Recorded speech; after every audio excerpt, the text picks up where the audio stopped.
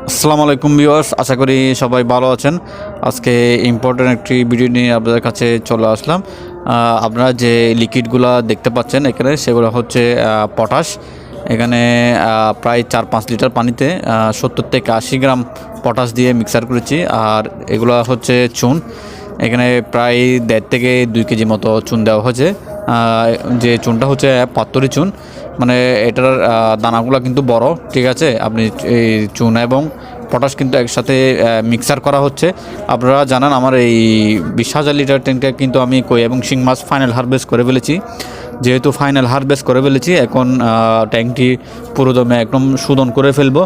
কেননা নতুন করে আবার পুনঃ যেহেতু ছাড়বো সামনে, সেক্ষেত্রে কিন্তু ট্যাঙ্কটা যেহেতু খালি হয়েছে, এখন ট্যাঙ্কের তলায় এবং যে সিমেন্টের যে দেওয়ালগুলো আছে সেগুলো কিন্তু আমি এই ব্যাকটেরিয়া দূর করার জন্য কিন্তু এই চুন এবং পটাশের